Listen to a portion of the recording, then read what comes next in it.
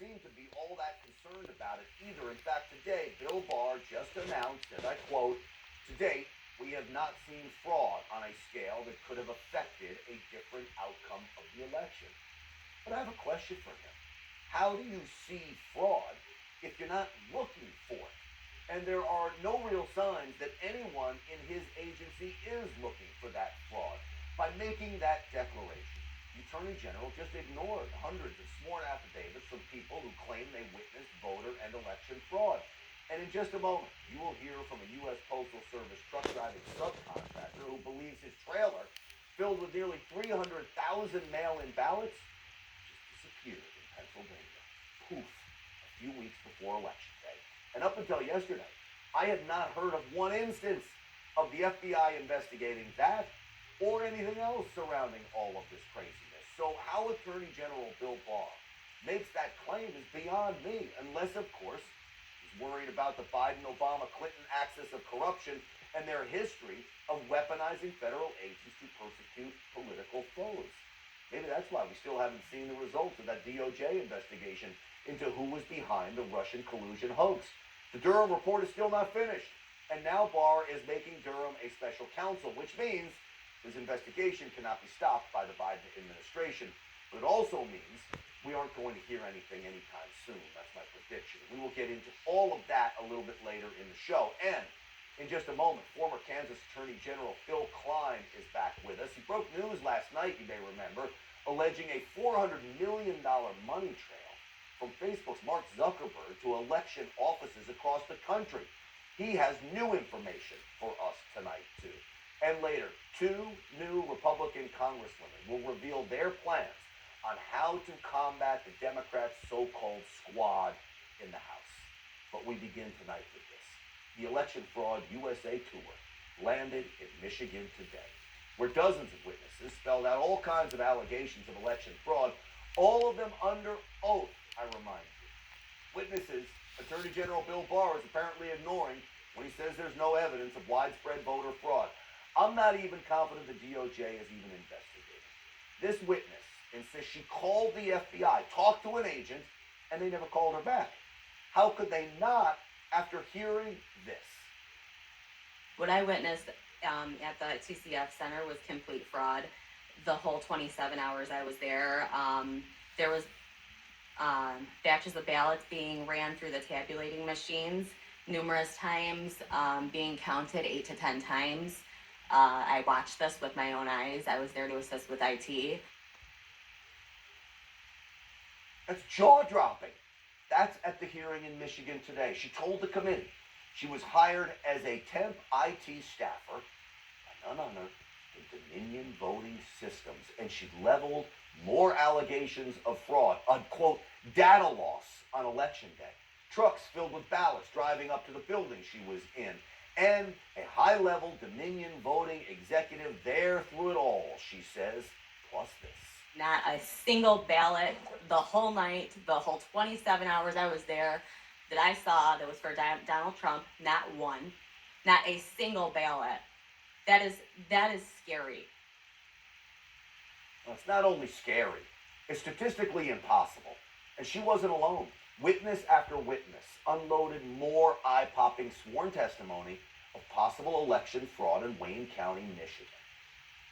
Not one of the military ballots was a registered voter, and the ballots looked like they were all exactly the same Xerox copies of the ballot. They were all for Biden across the board. There wasn't a single Trump vote. Anytime as a challenger, I tried to look at the ballot and then try to verify it, I would get 2 or 3 of the poll workers literally screaming at me to get back 6 feet. I witnessed the room erupt in thunderous applause and derogatory cheering as Republican poll workers were picked off one by one and ejected from the room repeatedly by police escort throughout the day. That was only a few of the witnesses at the hearing. In all, by my assessment, hundreds of thousands of ballots are being called into question now. When you add the number of potentially bogus ballots in all of the swing states, we are talking about millions of ballots here. Just look at the evidence of ballot fraud in Pennsylvania. It's overwhelming. Today we heard from U.S. Postal Service subcontractors during a press conference held by the Amistad Project, an organization doing their own digging on election fraud. I didn't want to come. I'll tell you what, I have everything to lose and nothing to gain from this, all right? I had to put myself to the side and I have to worry about everyone else. Well, that there is Jesse Morgan. He's a U.S. Postal Service subcontractor who reports that he moved as many as 288,000 completed mail-in ballots from Bethpage, New York to Lancaster, Pennsylvania. That's across state lines. That's when things got really weird, he says. I then drove to Harrisburg with the ballots. Usually I offload in one of the 7 docks every day, but not on October 21st. I wasn't allowed to offload. That's different. So he says a lot of things were different. Now remember, he's a truck driver. He's pulling that trailer behind his tractor, and he waited 6 hours at that stop before he was told to go home. Now listen to what happened when he returned the next day. But from the time I first arrived in Harrisburg from Bethpage, everything got weird. The next day, it just got weirder. As I arrived at Lancaster's United States Postal Service facility with my tractor, I went to hook up to my trailer. And my trailer was gone. Not there no more. As I said, poof, a trailer with 288,000 ballots on it, gone. Another postal subcontractor, Ethan Pease, he claims on November 4th, one day after Election Day, in Wisconsin, 2 separate postal employees on 2 separate occasions told him they were collecting 100,000 mail-in ballots to backdate them. With the date, what else but November 3rd, Election Day. Listen to him. I had a conversation with a different USPS employee named Rachel, in which she admitted that USPS employees were ordered to backdate ballots that were received too late to be lawfully counted. I'm not a Trump supporter. I'm not a Biden supporter either. In fact, I didn't vote for either of the main candidates. But something profoundly wrong occurred in Wisconsin during the presidential election, and the American people have a right to know about it. You got to see both of those witnesses. You gonna tell me they're lying? They may be, they may not be, but it certainly deserves an investigation, and they look pretty damn credible to me. So now I want to know what you want to know.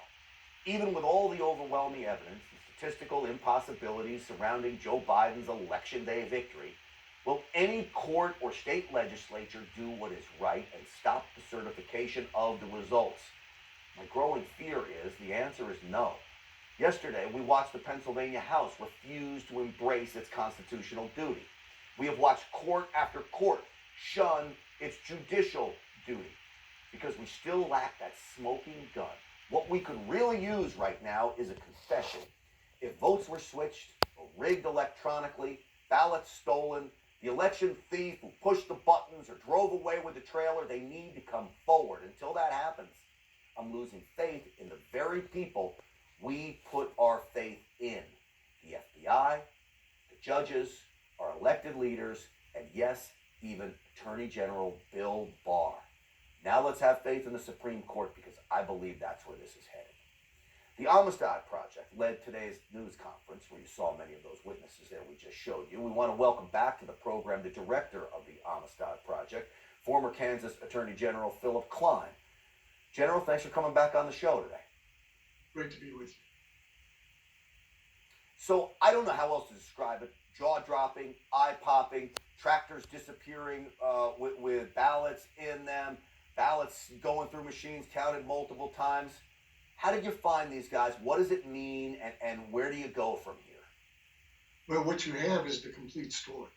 You have from a truck driver that he hauled 144 to 288,000 completed ballots that had been already cast by the voters, were ready to be counted from New York across state lines into New Jersey, from New Jersey across state lines into Pennsylvania to Lancaster, with all of these oddities going on because they were worried that somebody would figure out ballots are in that truck. because they loaded it on the wrong truck. And then his whole trailer disappears in the middle of the night. But then you go on to election day, and up in Wisconsin with Ethan Pease, what you have is he's saying that they're claiming he didn't deliver ballots that they found in his facility. He's a subcontractor. He said that's a lie. I knew I brought all the ballots. But what you have is them inserting those ballots now into the stream to be counted. And then we had Greg Stenstrom, who on election night, in fact, on November 4th in the morning, suddenly saw all of these ballots injected into Delaware County, Pennsylvania, that were stacked and in boxes, just like what our truck driver saw loaded on his truck on October 1st, or 21st. So it's the whole story. The big question is, who filled out it? Well, it certainly sounds like it. So who filled out these ballots? I guess they were all for Joe Biden, and I've heard witnesses over and over again, including in Michigan today, they didn't see one vote for President Trump in any of these things. So who do you think is behind this? Is there a mastermind? This had to take tremendous organization. I know you told us about the money from Zuckerberg to some of these election offices. Your assessment? I don't think it takes a great mastermind. They completely altered the method in which we did the election, allowing Trump undetected, except for courageous individuals who are willing to step forward. So it didn't take great planning. It took the American people looking the other way. It took COVID fear that they generated to change all these policies that breached the chain of custody of the ballots, and they were hoping that we would not be vigilant. They were wrong. Well, you follow this money trail, and I talk about Zuckerberg, and by no means do we have any evidence that he is a mastermind behind all of this. And that's the problem with this whole case is we have all of these, it's not even circumstantial evidence anymore. This is real hard evidence, but it's not leading us to the criminal. We're not seeing the mugshots and the people marched out in handcuffs. How come, General? Well, I think there's two things to think about that. First of all, when it comes to certifying an election, you're giving a different standard and a wrong standard to decide whether to certify. The standard is, can you have faith in the election as it was implemented and as it was carried out? That's the standard. Not to arrest somebody and have a mugshot. That's the criminal prosecution, and that takes time. And it should, because there's a presumption of innocence. But as it relates to these elections, we've seen admitted lawlessness, admitted kicking Republicans out when they had the right to be in the room. That was lawless. Separating America from the ability to watch the ballots be counted. That was lawless. Boarding up the windows. That was lawless. Ignoring the laws of the chain of custody of all these Dropbox ballots. That was lawless. And with that, the question for these who are trying to certify is, do you have faith in the result? And the answer is no. The answer is clearly There's no way a reasonable person could have any faith after hearing all the evidence laid out. Philip Klein, I appreciate you coming on the show today again with more blockbuster information, and I want to give you a big thanks for that. Thank you so much. Thank you. All right. So as we get set, because Greg Stenstrom, who he talked about, the other witness here, is going to join us from the same studio there, I want to tell you, the faith now and the courage now has to be with the Supreme Court, as I see so many state legislatures shun their responsibility here. As the Attorney General, former Attorney General just said of Kansas, that how can you certify these elections when you cannot be sure?